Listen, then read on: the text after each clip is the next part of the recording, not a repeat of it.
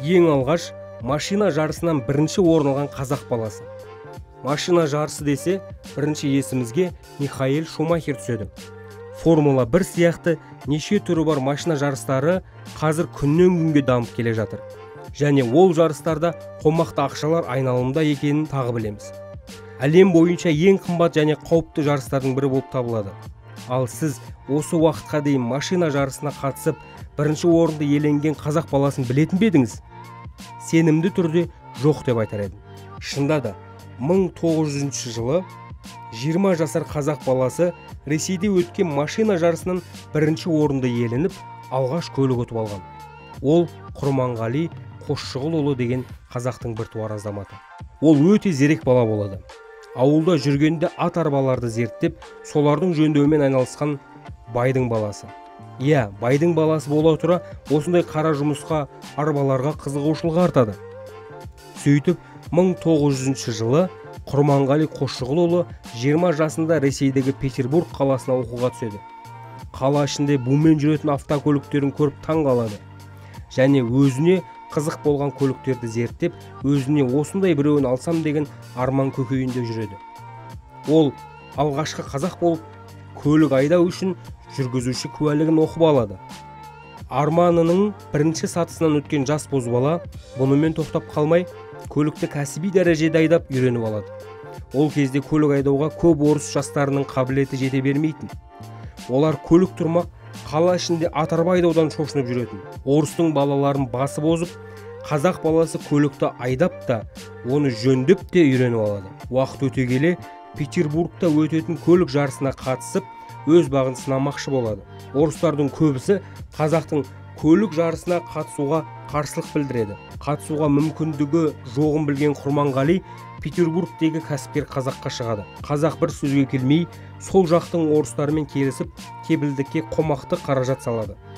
Сонымен Құрманғали Петербург машина жарысына қатысуға мүмкіндік алады. Алғаш және соңғы мүмкіндікті дұрыс пайдалану оның басты мақсатына айналады. Сол жарыста Құрманғалидың көлік айдау өнеріне қазылар алқасы таңдайларын қағады. Бірінші орынды Құрманғали Қосшығұлұлына беріп, сыйға судай жаңа автокөлік сыйлайды. Ол көлікті Құрманғали Ақмолаға алып келген алғаш қазақ болады. Ақмола әкімдері мен кәсіпкерлері Құрманғалидың көлігіне қатты қызығады.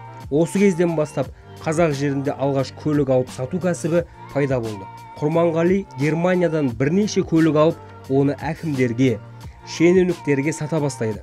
Құрманғали Қосшығұлұлының тағы бір қазақ жерінде жасалған жаңалығы, ол автокөлік құрастыратын завод ашпақшы болады. Сөйтіп, 1913 жылы Германияға барып, Opel автозаводымен келісім шартқа отырады. Ол жақтан 4 немістің инженерлері келіп, автозаводтың құрылысын бастап жібереді. Бірақ тағы да қазақтың болашағының дамуына кедергі келтірілді. Осы кезде 1914 жылы бірінші дүниежүзілік соғыс басталып кетеді. 4 инженер соғысқа қарамай заводтың құрылысын жалғастыра береміз деген ойда болады. Бірақ Германия билігі оларға егерде сендер сол жақта қалсаңдар, сендерге орыстар тарапынан қысым көрсетіледі деп кері туған жерлеріне қайтарып алады. Құрманғали Қосшығұлұлы оңайлықпен бере салғысы келмейді. Ол заводтың құрылысын тоқтатпай жалғастыра береді. Бірақ қазақ жерінде ақпан, қазан көтерілістері басталып кетеді де, завод мәжбүрлі түрде тоқтап қалады. Ойлап қараңызшы, егер осы қарыс атқыр соғыс болмағанда, қазіргі таңда Қазақстанның экономикасы қандай дәрежеде болар еді? Өкінішті. Десе де 20 ғасырда осындай батыл қадамға барған қазақ 21 ғасырда да батыл қадам жасай алады. Қазақ деген ұлттың қанында қабілет жетерлік, тек соны уақытысында ашып, елдің қамына пайдалана алсақ болғаны. Алғаш көлік мінген, көлікті алып сатумен айналысқан басқа ұлттың адамдары емес, қазақ.